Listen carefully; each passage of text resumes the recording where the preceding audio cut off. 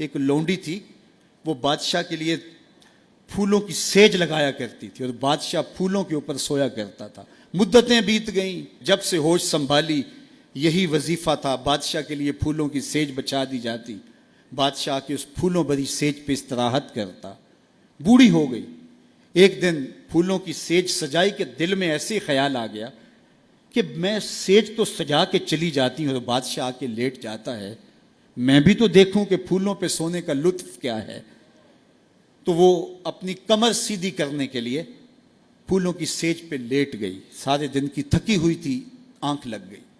بادشاہ وقت پہ اپنے کمرے میں داخل ہوا تو اس نے دیکھا کہ ایک لونڈی اس کی سیج پہ سوئی ہوئی ہے، بڑا غصہ آیا۔ بادشاہوں کی غیرت ہوتی ہے، اس غیرت کی وجہ سے اس نے جلاد کو بلایا، اسے اٹھاؤ، الٹا لٹکاؤ اور اتنا مارو کہ اس کی جان نکل جائے، باقی لونڈیوں غلاموں کو پتہ چل جائے کہ بادشاہوں کی سیج کتنی مقدس ہوتی ہے۔ اس لونڈی کو وہاں سے دبوچا گیا، الٹا لٹکا دیا گیا اور جلاد کوڑے مارنے لگا۔ وہ روتی چیختی چلاتی، اچانک روتے روتے اس نے ہنسنا شروع کر دیا۔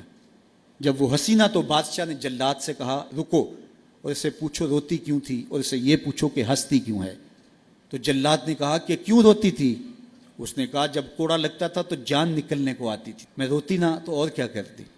کہا یہ بات تو میری سمجھ میں بھی ہے، لیکن یہ بات سمجھ میں نہیں، تو ہنستی کیوں ہے؟ کہا مجھے ہنسی اس بات پہ آئی ہے کہ چند لمحوں کے لیے سیج پہ سوئی ہوں تو اتنی مار کھانی پڑ رہی ہے، تو جس کو عمر ہوگی سوتے ہوئے اس کا کیا بنے گا۔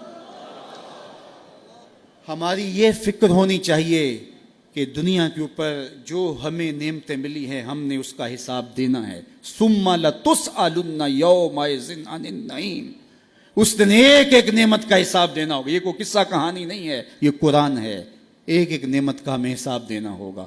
آئیے اس مختصر زندگی کو اللہ اور اس کے رسول کے نام لگا دیں۔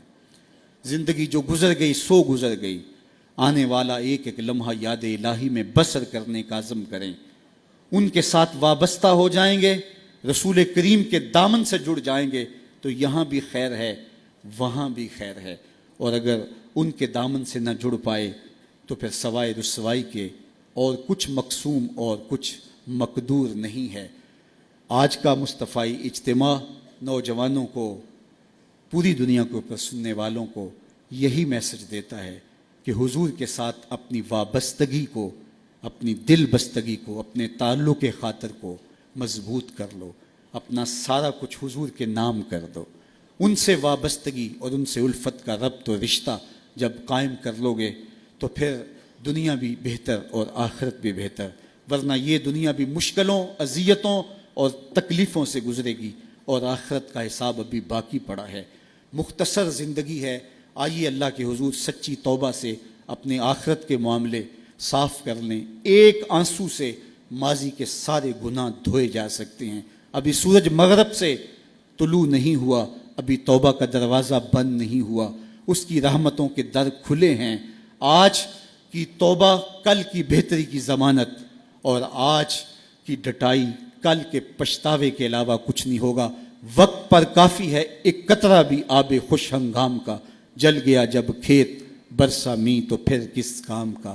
اور اگر ان سانسوں کے بدلے سجدہ ہو جائے، ان سانسوں کے بدلے قیام ہو جائے، رکوع و سجود ہوں، رسول کریم پہ درود پڑھا جائے، کسی دکھی کے سر پہ ہاتھ رکھ دیا جائے تو یہ سانسیں کام آ گئی۔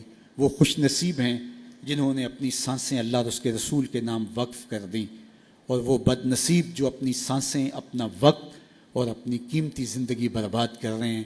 اب بھی وقت ہے، اب بھی موقع ہے، توبہ کا دروازہ کھلا ہے، سورج مغرب سے طلوع نہیں ہوا، در رحمت گشادہ ہے۔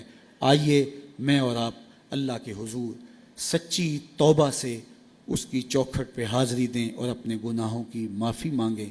جس شوق و محبت سے، جس پیار کے ساتھ آپ لوگ تشریف لائے، میں آپ سب لوگوں کا شکر گزار بھی ہوں۔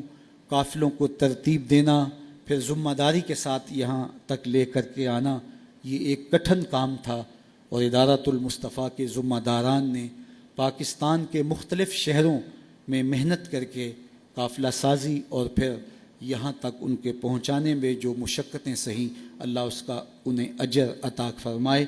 اور علماء، مشائخ عالی مرتبت بزرگ جو لوگ تشریف لائے، میں سب کا شکر گزار ہوں، اور ادارۃ المصطفیٰ کے ان بچوں، ان کے والدین، ان کے اساتذہ اور جملہ معاونین کو مبارکباد پیش کرتا ہوں کہ یہ سند فراغت پا کے آج معاشرے کے اندر دین کی تبلیغ کے لیے اتر رہے ہیں۔ اللہ ان کی مدد کرے۔